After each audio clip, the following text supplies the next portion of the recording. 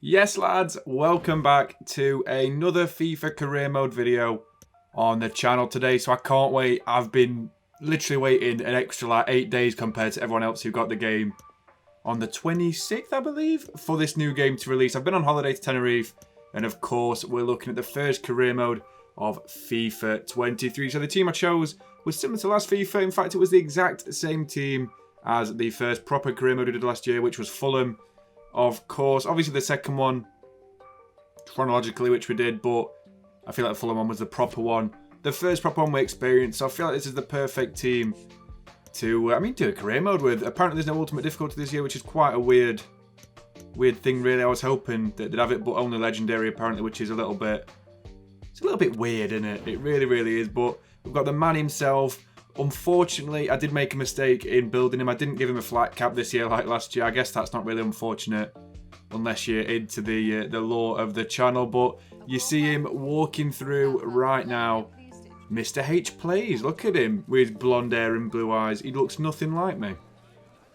I mean, eventually one day you will see what I look like, but geez, he looks nothing like that. That is an old man. That is a veteran. That is a 65-year-old man by the looks of it. But yeah, still, we're going to go into this save, hopefully, to keep Fulham where they are in real life, really. At the moment, they're 8th in the table, I want to say. They're at the time of recording, they're up there, they're in the top 8.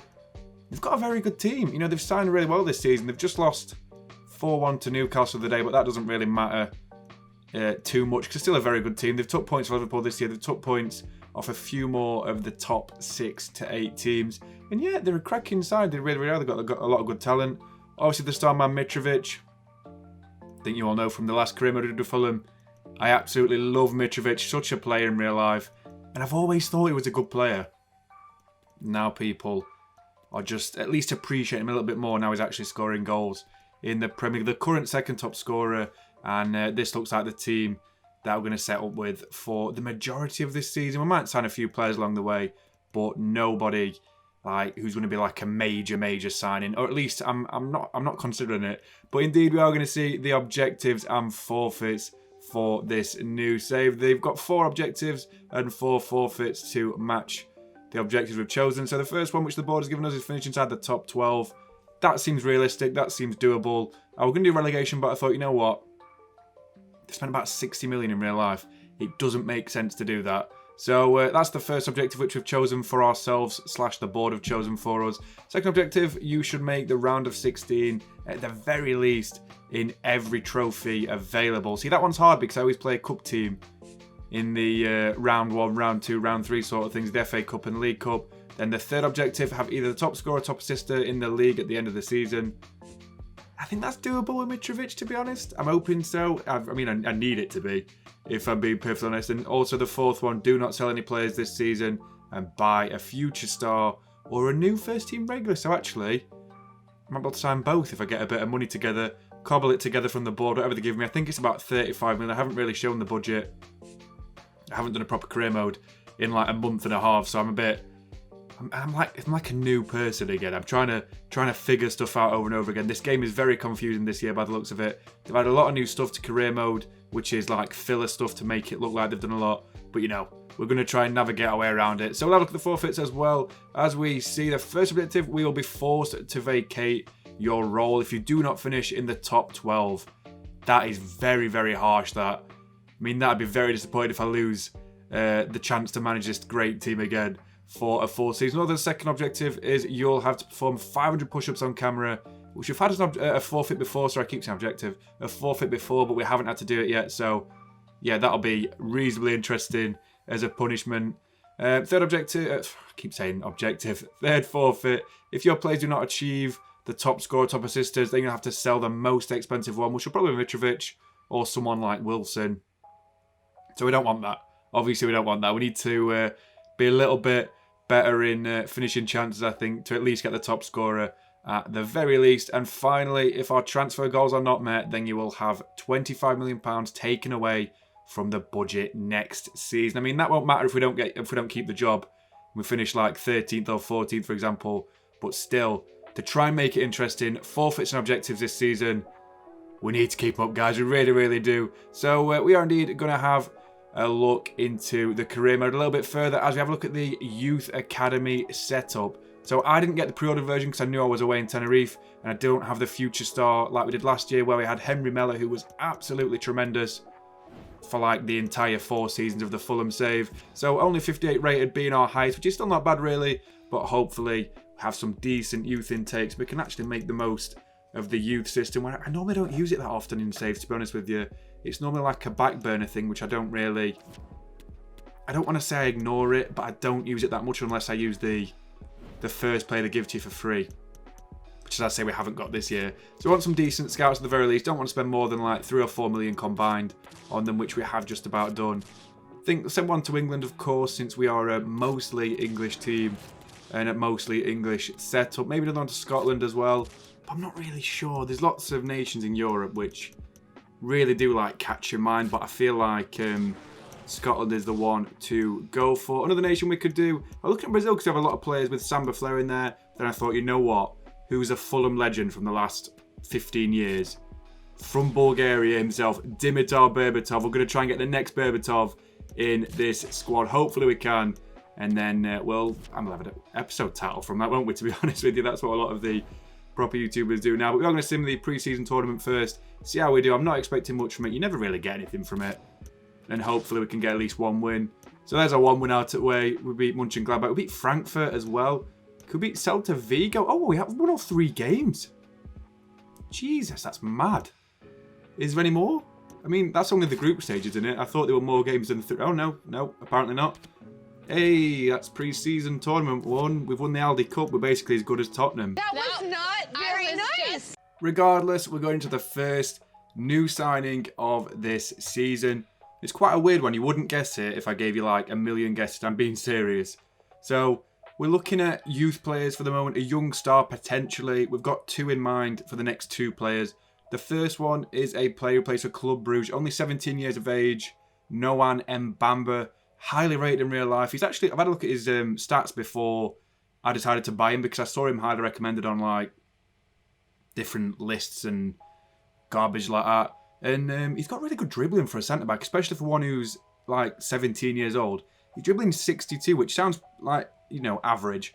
But think about like Tosin Adarabioyo and Issa Diop and Tim Ream. They've all got lower dribbling than that. So we've actually got a ball-playing centre-back in the mix now. Football Manager players will be absolutely loving this because that is exactly what you look for in a game like that, especially something like, even a game like FIFA where you need players who can dribble from the back. Anyway, I'm going on about dribbling, but we are going to agree a 5-year contract, a prospect role, and £450 a week. And I'm sorry about the length of the video because I've decided to show this for some reason. So I didn't realise until I bought this player that they'd added new animations to the setup of FIFA 23. You know, it's actually quite interesting because you see him arriving to the ground, you see him meeting the trainer and the guy at the desk. So he's like, yeah, nice to meet you guys. How you doing? How's wife and kids? He comes to see me. I'm on my phone, obviously, because that's what a professional would do. Who's on like 40k a week to manage a Premier League team. He'd go meet his player on his phone and say, I don't have time to talk to you, mate. Go and do your medical. That's exactly what you do. He's doing his medical. His vitals are fine. His stats are good. He's lifting up the shirt. And here we've signed a new player called Mbamba. He's going to be great. Trust me, guys. In Season 2 or 3, he's going to get so much game time. Noah Mbamba has finally sealed his transfer to us. It's an F? Are you joking? To start teaching. I think you're joking, but great. But we're not done quite yet. One more signing joins the club from the Championship as well. He's not got a real game face, which is a little bit frustrating. But, you know, it's all right. Alex Scott, £3.13 million. The final 12 months of his contract. 67 rated and 18 years old. Yeah, you're damn right that's a B. That's a great signing, that. Absolutely phenomenal. He joins the club as our backup attacking midfielder, and he's sure to get some game time in this upcoming season. But we are starting with the first press conference and almost the first game of this new save. I want to apologise again, by the way, guys, for the delay of being 8 days behind everyone else releasing. And I feel really bad about it, and I'm actually upset about it because I wanted to... I were in Tenerife, I couldn't help it. I really enjoyed my holiday, but, you know, releasing for you guys, that's also a priority for me as well. But it is what it is, guys. Still, we do start off by just asking stupid questions like, can you finish in the top half? If we don't finish in the top half, apparently, that's the end of the world for our owners. because they're the actual objectives they've set us. It's pretty stupid.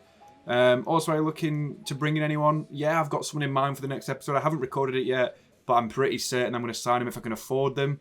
A quick clue, it's a centre-back.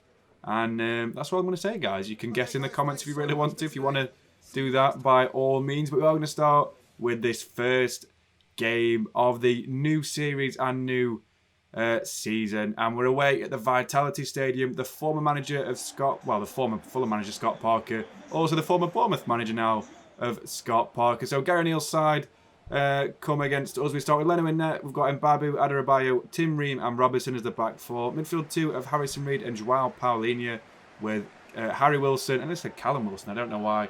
Andreas Pereira, Daniel James and Alexander Mitrovic as our front four.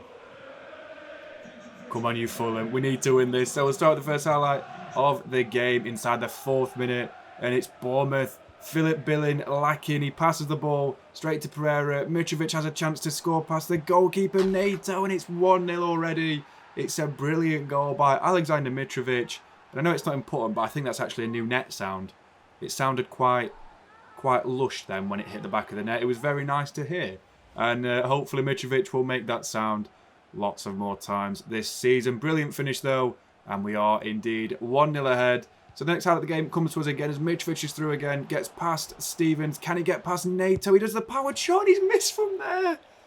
Oh, Mitrovic, you could have put us 2-0 ahead before the half-time interval, but it is 1-0 of course, and it's not bad. It's not bad. Let's see how we do into the second half, where the first highlight will go towards us in the 57th minute. Paulinho's got the ball, gets past Tavernier, shrugs him off, gets past Stevens, shoots at an angle, and Joao Paulinho, on his Fulham debut technically, makes it 2-0. It's his first goal of the season.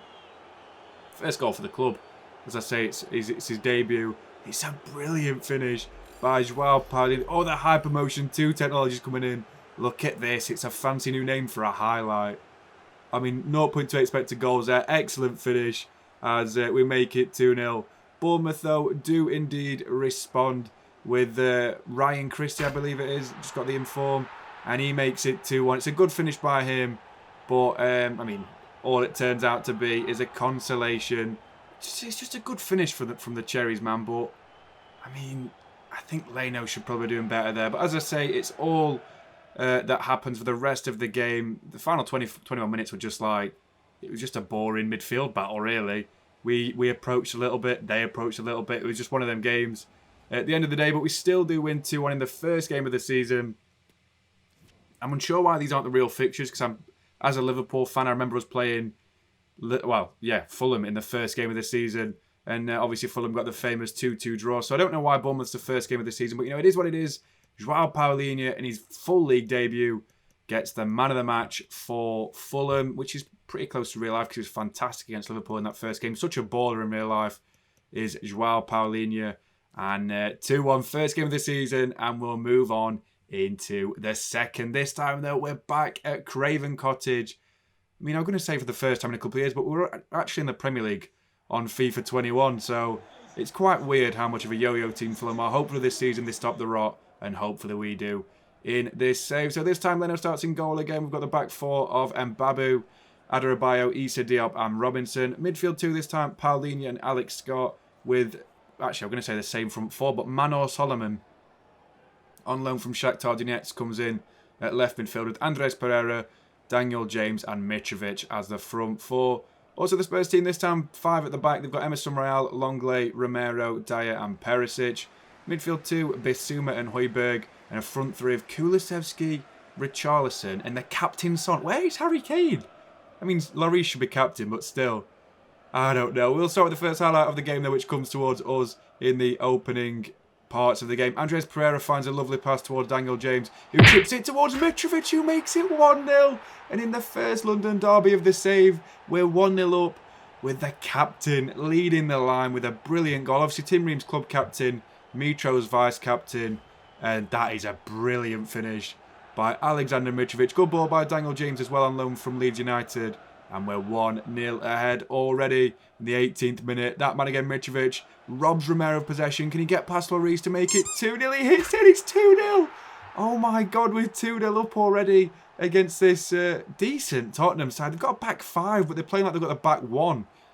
So poor that defensively from Romero. Trying to pass the ball out from the back took way too long. Mitrovic just robs him blindly. It's an excellent finish against Lloris, but Spurs do indeed respond with a next chance. Well, not next chance, next highlight of the game. Firstly, a whip from Kulusevski's headed back stick towards Romero, who makes a good, forces the goalkeeper into a good save, Leno there. But it's the next corner, which is extremely frustrating as Son whips one in, and Babu and Kulusevski go for the ball, and Kulusevski nods it over burned Leno. That is poor defending from Kevin Mbabu. He's 6'1", just like Kulusevski. He's got much better jumping.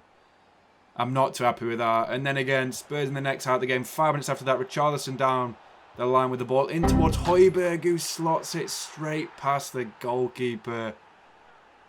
Oh my God. They literally score every shot they have. I mean, Legendary isn't ultimate, but it does sure feel like it this year to start off with. Yeah, we're 2-2 into half time though, so not too bad.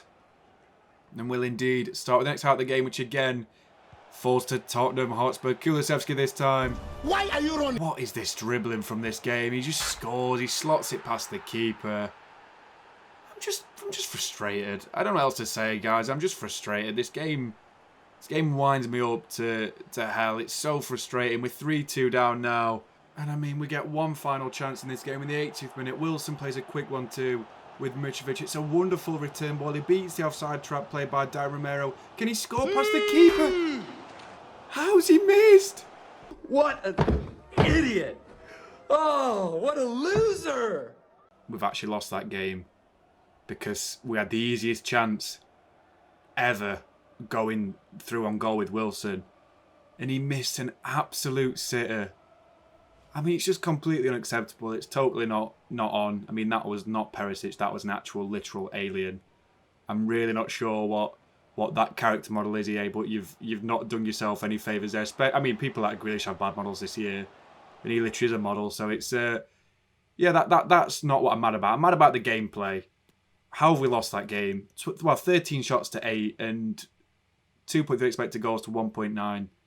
I don't know how they work out expected goals. We absolutely dominated Spurs in that game. I don't care about possession. We had loads more shots. We had more chances.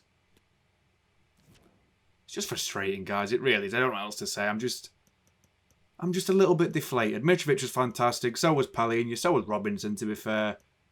And then Wilson come on and absolutely fluffed his chance to start a few more games. Kulusevski, man of the match, of course, had a brilliant game.